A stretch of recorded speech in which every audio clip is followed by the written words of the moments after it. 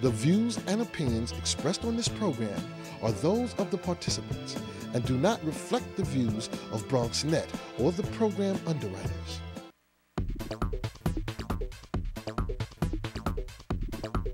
BronxNet.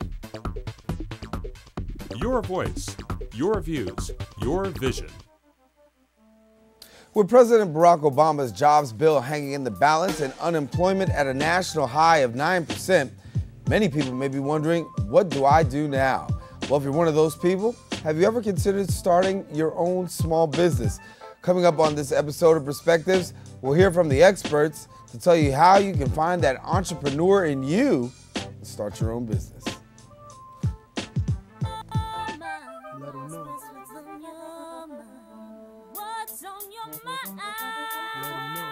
Anything relevant to life, you bring it to the table. Whether you make a move solo or a movement with a stable. No fables, you speak on your decisions. Cause in the long run, it's your voice, your views, your vision. Keeping it real with many messages for you to know. This ain't radio, but DJ runs the show. Entertainment, he rocks it. Politics, he locks it. The host with the most would handle any topic. Don't forget to share your perspective, which shines a light. Cause it might make a difference in someone else's life. What's your perspective? Well, thank you for joining us and welcome. I'm Daren Jaime and your host. And remember, you can watch past episodes of Perspectives on the web by logging on to www.bronxnet.org. And there you can also leave some comments, share, as well as rate videos. You can also email us and send us some suggestions, show ideas, and certainly feel free to share your perspective about any topic with us because we definitely want to hear from you. Well, starting off today, we talk about the issue of unemployment at a rate of 9% all across the United States. Here in the Bronx, those numbers actually rise up to 17%, and many people are left to wonder, what is going to happen with me in the future? Will I have a job? What do I do? What can I do? Well, when it comes to the issue, you could start your own business and be an entrepreneur. Joining us now in studio is Clarence Stanley, who's the director of the Bronx Small Business Development Center. And then also we have Sam Bellino, who's also the business advisor at the Bronx Small Business Development Center. And gentlemen, thank you so much for coming and sharing with us. Thank you, Darren, for having us. I mean, in some senses, it's a horrible time for the country. But then again, I guess, Clarence, it's a beautiful time for people who really want to think about starting their own business, given the fact of the economy and the lack of jobs. Now's a good time to be a self-starter. It's a good point. We are right now pretty much turning the clock back in terms of businesses, in terms of pricing to start a business. I talked to some folks right now, these are the best of times versus the worst of times. This economy has turned the clock back about 10 years in terms of pricing. Now, I talked to some folks, you want to start a business now? Interest rates for loans have never been lower. I've been in finance for over 40 years, and I've seen the prime rate as high as 22%. Now we're looking at a prime lending rate of 3.25%. So what the federal government is doing, particularly to the Fed, is keeping interest rates as low as possible to encourage people to borrow money, to encourage people to buy homes. Your home prices have gone back. We actually rolled the prices back on homes by about 10 years. The housing market was overpriced at one time. That's some of the theory. Now you roll it back. So I talked to some business owners, now's a good time to take a look at, instead of renting a building for your office or your business, why don't you just buy the building? Interest rate, the prices are down, interest rates are low. Now's a good time to think about not being a renter, but being an owner. So in addition to starting a business, you can also start a business and own your own property. We got some special programs, by the way, to help business owners get financing to buy their own property. So we're trying to encourage that. So let me ask, are more people coming through the door now? I mean, are you seeing more people coming through the door? Because I guess, in a matter of speaking, there are not many options. Well, it's coming a lot of people really they want to start the business, but the problem with them is they don't have enough money to open a business. So this is where we're helping to them how to open in the right way the business. Let's go over some of that. So you walk people, I walk through the door. Right. Oh, Clarence, I can't take it anymore. Want to start my own business. I think this is the way to do. What's my process from the time I walk in the door? That's interesting. Every day, we see about 600 individuals a year. 600 businesses come through the door looking to start something. And we had to then say, well, what is it that you want? Does it make sense? Yes, are you going to go into a business that would fit So we go into a business planning format. We say, look, let's take a look at what you want to do. We know that the banks are not lending. We know these are difficult times to get financing. And we know that you want to start a business. Let's take a dream and turn that dream into a reality. But also let's make sure it's a practical dream. You know, so sometimes we do this check with the clients. We're very often, we call them clients, they can kind of get upset when we do a reality check. They say, look, you know, you have this idea. Let's try and get this idea formatted in a way to show that you can make money. And I ask the folks to take a look at, do you want to start a business because you want to make a living for yourself, or do you want to get a return on your investment? And you kind of say, then you start to ask some hard-nosed questions about. Because there is a difference. There is a difference. If you're going to invest money, and I ask you to take a look at your return. If you're going to put $10,000, $100,000 into a business, the question would be, what if you did nothing? Would you make, you can make 4 or 5%. Well, this economy is very difficult to make that, but if you got a 4 or 5% return, well, you're going to make $4,000 or $5,000 a year. But I have a guy come in and say, well, I want $100,000 into a business, and I want to make $100,000. Well, that's not practical. That's 100% return. That's not going to happen. So we said, let's take a look at your model and take a look at what type of, what do you want? You want to open a restaurant? Understand that there's a high failure rate in restaurants. So there's a risk. So you're going to put your money in, and we're going to get you some financing, and you will be on the hook for $100,000 to $200,000. And if it doesn't work, there's a risk. So my job, and our job, the SBDC, is to try and navigate that for the client and help them understand that you know, if the business fails, we want to make sure it doesn't fail. You don't plan, there's not a chance you're going to fail. And in this economy, there's some things you can control, some things you can't control. You cannot control the economic conditions out there right now. If folks just don't have money to spend, that's reality. So you got to be able to weather that storm. What kind of demographic are we seeing coming through the doors? Because obviously, you know, I just was watching and sharing with some other people before, law students who graduate out of college. 87% of law students who graduate out of college unemployed. So what kind of demographic are we seeing coming through the doors right now of people wanting to look to start their own business and entrepreneurship? You know, the Bronx, I think, is kind of unique. You take a look at Bronx County. We have 1.3 million people in the Bronx, and 85% of people, folks in the Bronx, are minorities, considered minorities. We have the Hispanics are the largest population, making up about 52% of the total Bronx County population. And most of that 52% of Hispanics in the Bronx, 40% of them are new to this country. So you got this new immigrant entrepreneur, this new, I don't want to use the word immigrant, this new American coming into this country. And they come in with the intent of making a living, and the way they find to do it is to start their own business. And the most successful business owners are the guys that came from a country where that was the climate. You know, most of the countries outside the United States have a lot of entrepreneurs. They have a lot of craftsmen, a lot of folks that do business. If in South America, for example, they just trade among themselves. So they come into the United States with that entrepreneurial spirit to begin with.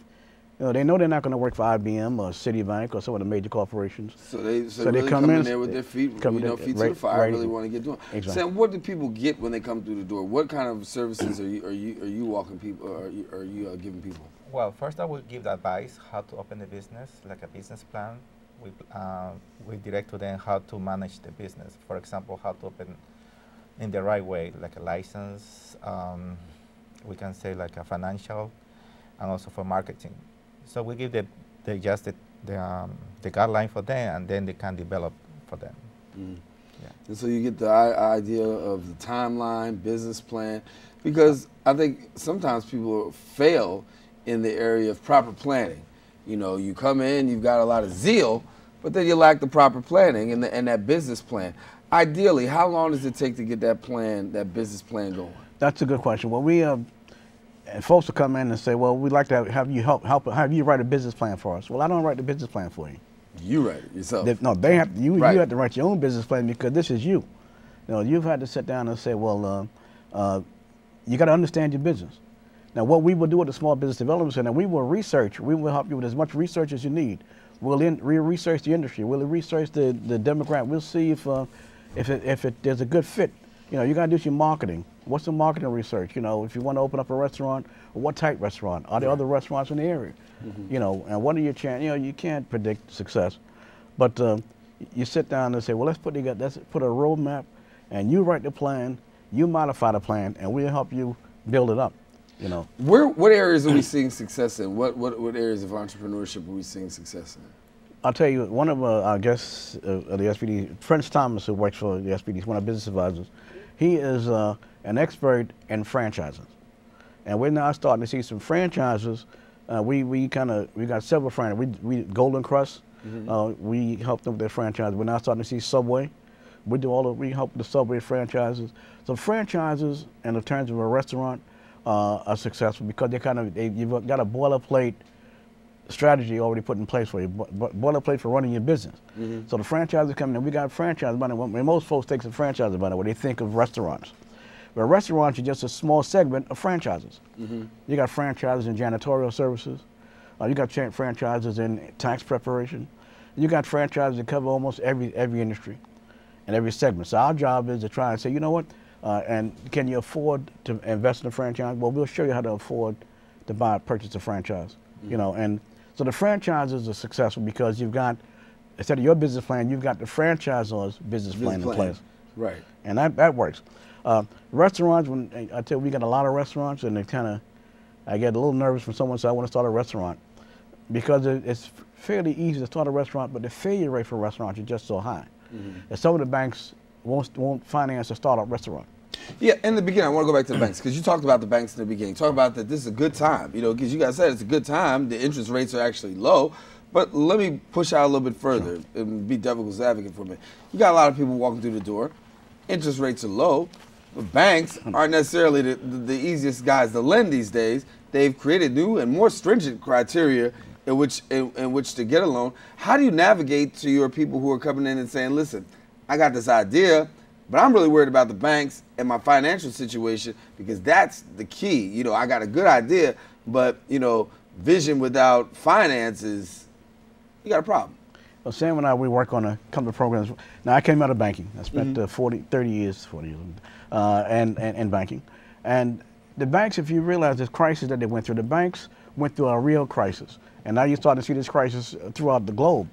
The banks in France, the banks in Greece, and the banks are now really in trouble financially. So the banks have a problem. You know, folks look at banks as though banks are not corporations. But banks are profit-making corporations just like any other firm. And their balance sheets are weak right now. They're not.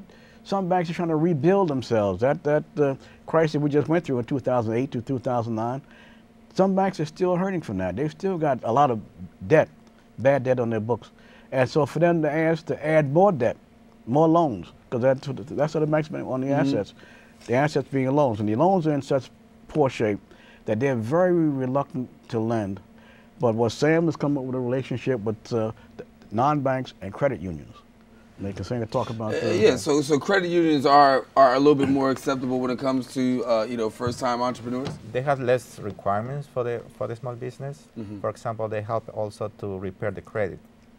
So in the same time they're working with repaying the credit, we help them to do the business plan and the financial statement. Right.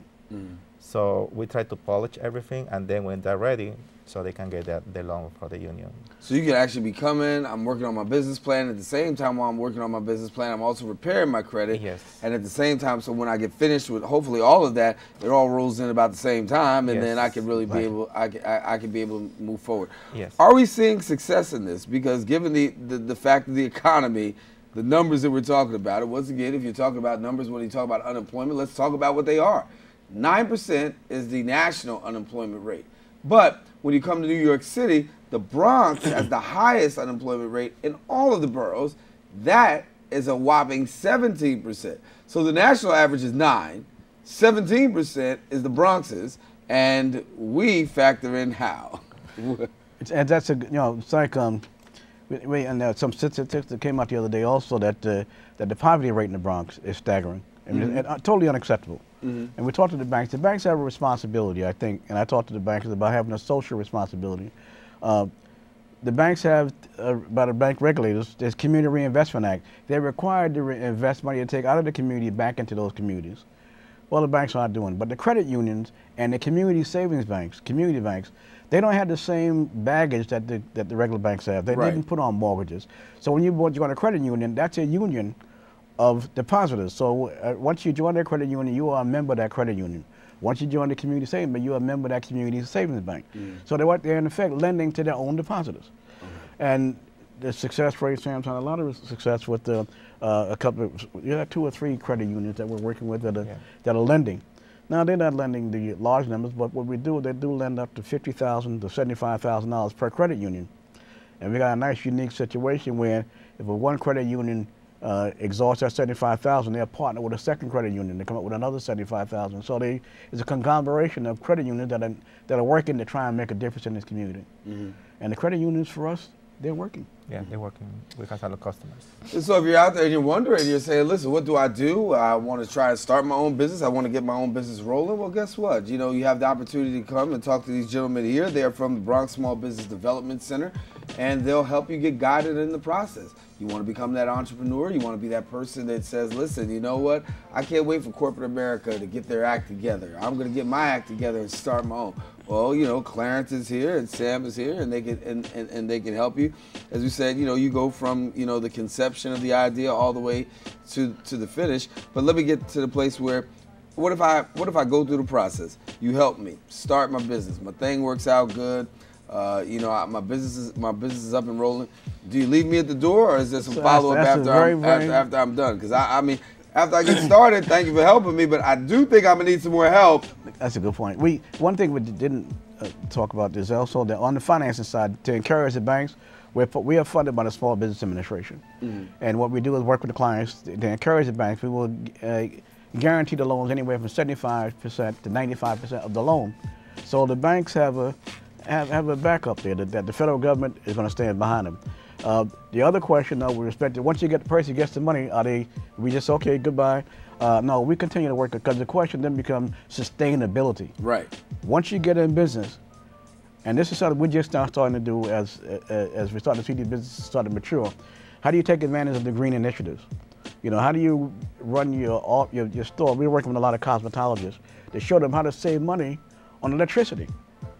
So we're working with the Con Edison and NYSERDA and different green business organizations to show if you can bring your utility costs down from $1,000 to $500, that improves your cash flow. And the other thing would be, how do you market your business? You know, once you get in business, you started, how do you get the customers coming in the door? You know, I can give you $100,000 for a business, and you open the door, guess what? There are no customers. Well, then you got to have a good strategic marketing plan put together. And we've formed alliances with some marketing professionals that will, if they won't give complete but they'll come in at prices that the clients can afford. So we'll take a quick break and come back and talk more with you gentlemen, talking a little bit about small business and how to become that entrepreneur. Given the fact of the economy, we know that the jobs bill is at bay in Washington, D.C. President Obama's trying to get his jobs bill passed, but we know that the bipartisan rifts continue, and while the rift is going on, the question is, what are you going to do in the balance? Well, these two gentlemen from Bronx Small Business Development Center have been here answering these questions. Going to talk more about this when we return right here on Perspective. Stay with us. We're taking a quick break and coming right back. I believe small businesses are very important to the recovery of the economy, given that big businesses have taken over and we had an economic downfall due to those big businesses and banks taking over just about every mom and pop shop there is in New York. I think that small businesses are affected because when people don't have jobs, they're not buying things. And if they're not buying things, then the small company is not going to be producing. Well, most people are employed by small businesses. It's a common belief that it's large corporations, but it's a small business that employs most of the people, and often on a lower level, so everyone has a shot in there bringing home an income. That's a good point. I'm lucky. Let me help you. I got to talk to Sam. I get to do something I love. It has nothing to do with touchdowns or titles. Everybody bring it in. I get to play a part in the life of someone just starting out. How many of you think homework is just as important as teamwork? I help keep kids in school. Good. And that's the name of the game. My name is LaDainian Thomason. I don't just wear the shirt, I live it. Give, advocate, volunteer. Live United. Up, college is hard. Down, those books are heavy. My sport is football, but my passion is education. So every year, I take promising high schoolers on a college tour to show them that higher education means a brighter future. My name is Nnamdi Asamoah. I don't just wear the shirt, I live it. Find out how you can live united for education. Give, advocate, volunteer. Go to liveunited.org. Do you wear this? There is also a very attractive extended warranty option that includes free service and parts for the next 5 years. But there's no need for you to get that. You failed to get the test you needed at the doctor that would have detected disease early enough where it could have been treated. So you won't be around in 2 years to see him grow up. Are we going to MOS? Which means the warranty would be useless. Okay, sign here, please.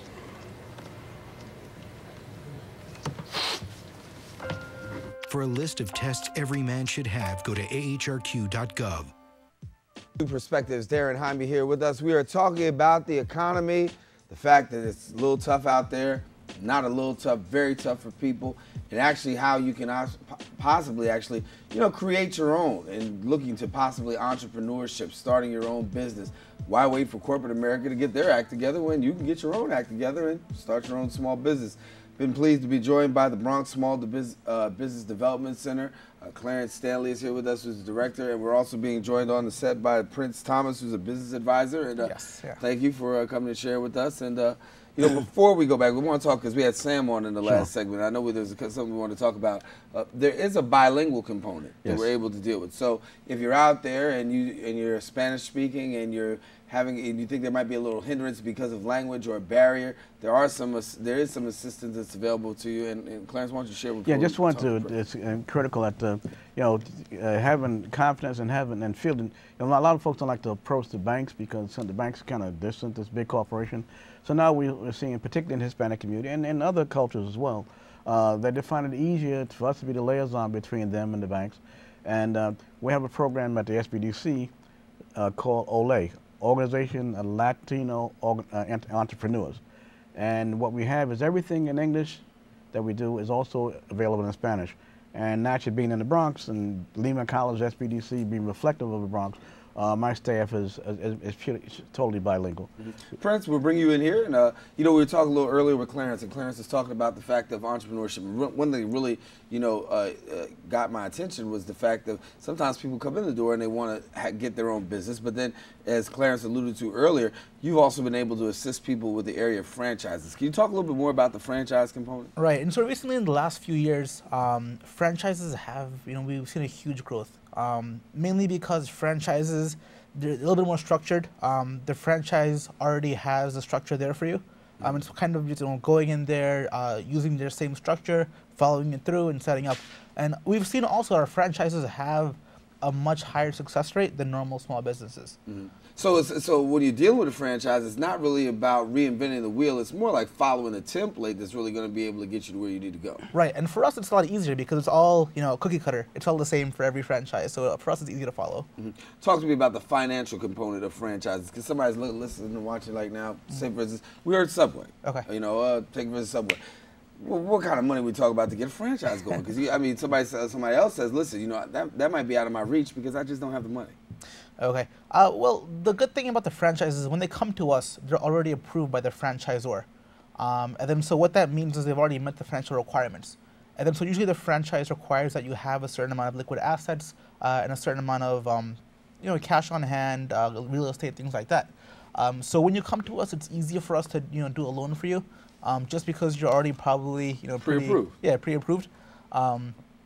Financially, the startup costs vary per franchise. We have franchises like ServiceMaster, like smaller franchises that start off at about $15,000. Our higher end franchises like Subway or our Little Caesars, in the $200,000 range, and they vary from around that area. Right, and that's an honest way to go. And I think a lot of people don't always think about that. We talked about it here. But sometimes it's not about you just necessarily going out and starting your own. You could also be a part of something that's already doing. Exactly. Right. I think that and when we talk about franchises, again, we require 25% equity stake. So even if someone came in that ServiceMaster is about $15,000-$20,000, they only need $5,000. We'll finance the other $10,000.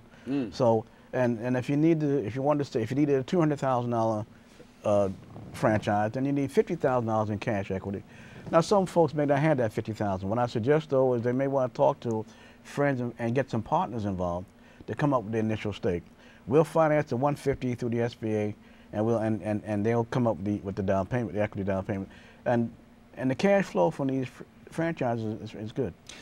Yeah, I mentioned it on the onset, talking about President Obama trying to get the jobs bill passed. But one thing that President Obama was quite loud on was the fact of the redevelopment or the reinvestment, if you will, in the small businesses. Right. And so has the government's really poured some money into. That's critical. What's critical, Daren, is that 90%, everybody, when we think about the economy, we think about the largest business corporations.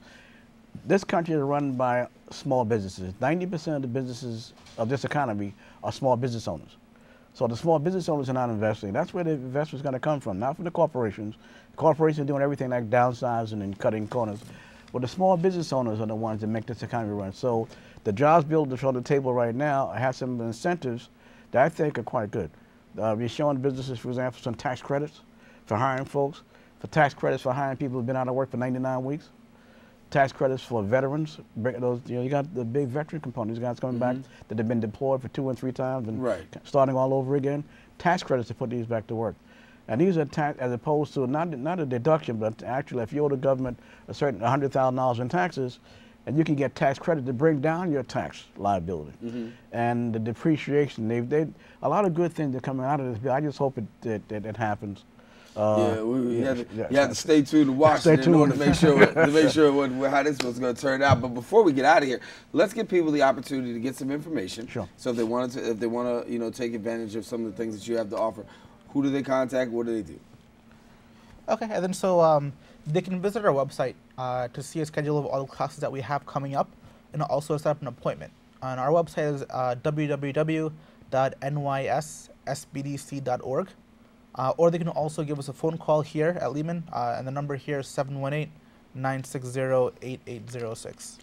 Well, Clarence, thank you so much for coming and sharing with us. Appreciate it. I want to thank Prince for being with us. Also, we want to thank Sam. Sam jumped off in the last segment, but we want to tell you that there are some options out there. So please take advantage of them and find out at least, what you can do. You may not want to do it. You may want to do it after all. But the one thing is, it's worth investigating and letting yourself know what your options are. As we said, the unemployment rate across the United States is at 9%. Right here in New York City, those numbers continue to go higher, but here in the borough of the Bronx, the highest unemployment rate out of all 5 boroughs in New York City, 17%. If you want to have an opportunity to see about what you can do in creating your own, I suggest you give these gentlemen a call. We got the information at the bottom of the screen, but what you don't know will hurt you, and what you do know can help you. So hopefully we provided some well-known information to get you the tools so that way you can be on your way. For all of us here on the Set of Perspectives, I'm Daren Jaime. Thanking you for joining us and sharing with us. As we said, you can always catch Perspectives www.bronxnet.org. You'll be able to see some of the past shows and be able to share and give us some comments. For all of us here, thanks for watching. Until next time we meet, stay safe. Share your perspective with somebody else. It just might make a difference in their life.